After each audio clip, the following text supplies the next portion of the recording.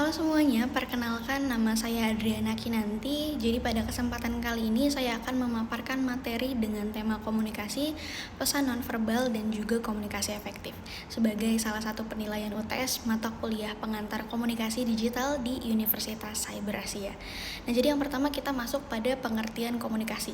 Jadi komunikasi itu adalah proses penyampaian informasi, ide dan juga gagasan, bahkan perasaan dari pengirim kepada penerima dengan tujuan agar pesan tersebut itu dapat dipahami dan menghasilkan respons yang sesuai. Nah, komunikasi ini tidak hanya berupa kata-kata, tetapi juga melibatkan unsur nonverbal, contohnya yaitu ekspresi wajah, intonasi, suara, gestur, dan bahasa tubuh. Nah, jadi menurut McQuail dan Windah, jadi mereka berdua adalah pakar komunikasi massa. Dennis McQuail itu seorang profesor komunikasi asal Inggris dan Sven Windah itu seorang peneliti komunikasi asal Swedia. Jadi menurut mereka komunikasi itu merupakan proses sosial di mana individu itu menciptakan, membagikan dan menafsirkan makna melalui penggunaan tanda dan simbol. Mereka itu menekankan bahwa komunikasi itu bukan sekedar penyampaian informasi tetapi juga proses pembentukan makna bersama dalam konteks sosial dan juga budaya. Sedangkan menurut David, jadi David Caberlo ini seorang ahli komunikasi asal Amerika Serikat yang dikenal dengan model SMCR. Jadi Source, Message, Channel, dan Receiver. Nah, komunikasi. Kalau menurut beliau, komunikasi adalah suatu proses di mana pengirim itu mengubah atau merumuskan ide atau gagasan menjadi sebuah pesan, jadi encoding. Kemudian menyampaikannya melalui saluran tertentu agar dapat dipahami atau ditafsirkan kembali oleh penerima, decoding. Nah, Berlo ini menekankan juga bahwa efektivitas komunikasi sangat dipengaruhi oleh keterampilan, pengetahuan, sikap, serta latar belakang sosial kedua pihak yang terlibat.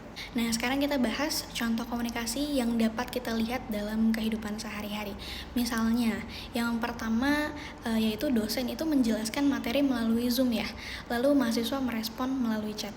Terus selanjutnya ada manajer menyampaikan instruksi melalui email atau bahkan seseorang itu cukup dengan mengangguk, dia itu bisa menunjukkan setuju tanpa mengucapkan kata-kata. Lalu yang kedua kita masuk pada bagian materi mengenai pesan nonverbal. Jadi pesan nonverbal ini adalah bentuk komunikasi yang disampaikan tanpa kata-kata. Jadi mereka cukup melalui ekspresi wajah, gerakan tubuh, kontak mata, intonasi suara dan juga jarak fisik. Nah, menurut Knapp dan Hall, komunikasi nonverbal ini memegang peranan yang cukup penting ya, karena mampu menyampaikan emosi atau sikap yang seringkali tidak bisa dijelaskan dengan kata-kata, gitu. Nah, fungsi pesan nonverbal itu sendiri antara lain yang pertama adalah menyampaikan emosi seperti senang atau bingung, yang kedua memperkuat pesan verbal, yang ketiga mengatur alur interaksi melalui kontak mata atau gestur. Lalu ada menggantikan kata-kata melalui isyarat seperti anggukan.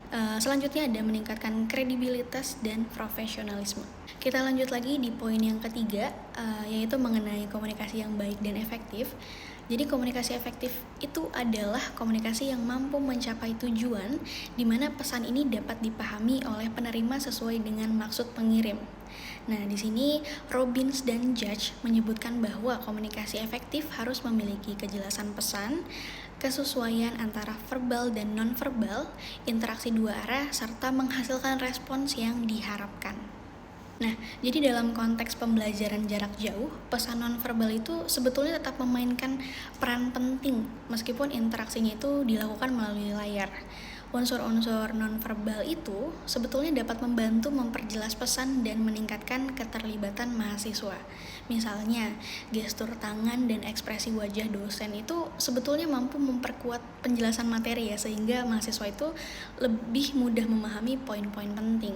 Lalu selanjutnya ada kontak mata. Jadi kontak mata dengan kamera itu sebetulnya juga menciptakan kesan bahwa dosen tuh memberikan perhatian langsung kepada mahasiswa walaupun sistem pelajarannya melalui online ya, sehingga membangun kedekatan dan meningkatkan fokus. Nah, selain itu ada intonasi suara juga. Jadi intonasi suara yang jelas, teratur, dan bervariasi itu dapat membantu penyampaian materi lebih hidup dan tidak membosankan. Nah, nextnya beberapa bentuk pesan nonverbal yang efektif dalam pembelajaran jarak jauh ini salah satunya menjaga kontak mata ya. dengan kamera sebagai bentuk keterlibatan, menggunakan ekspresi wajah yang ramah untuk menciptakan suasana belajar yang positif, lalu memanfaatkan gestur tangan atau alat bantu visual untuk menekankan konsep tertentu serta mengatur intonasi suara agar tetap jelas dan menarik sepanjang sesi pembelajaran. Jadi komunikasi efektif itu dibutuhkan dalam berbagai situasi seperti dunia profesional, rapat, pengambilan keputusan, dan kerja tim. Kalau di dunia akademik, proses belajar, diskusi, dan presentasi. Kalau di kehidupan sehari-hari, untuk membangun hubungan interpersonal yang harmonis. Gitu ya. Nah, mengapa kita membutuhkannya? Karena komunikasi yang efektif itu dapat mengurangi kesalahpahaman, meningkatkan produktivitas, membangun hubungan baik, dan menciptakan kerjasama yang lebih solid tentunya. Namun, sebetulnya ada beberapa juga nih tantangan dalam menciptakan komunikasi yang efektif. Contohnya yaitu perbedaan persepsi, gangguan lingkungan, keterbatasan kemampuan berkomunikasi, serta terbatasnya ekspresi nonverbal dalam media digital. Nah, jadi pemilihan media yang tidak tepat juga sebetulnya bisa menyebabkan makna pesan itu menjadi ambigu, gitu ya. Oke, demikian pemaparan saya mengenai pengertian komunikasi, pesan nonverbal dalam komunikasi, serta konsep komunikasi yang baik dan juga efektif. Semoga penjelasan ini dapat membantu kita memahami bahwa komunikasi adalah aspek penting dalam kehidupan sehari-hari, terutama dalam pembelajaran jarak jauh dan juga interaksi digital. Terima kasih, saya akhiri presentasi ini, sampai jumpa.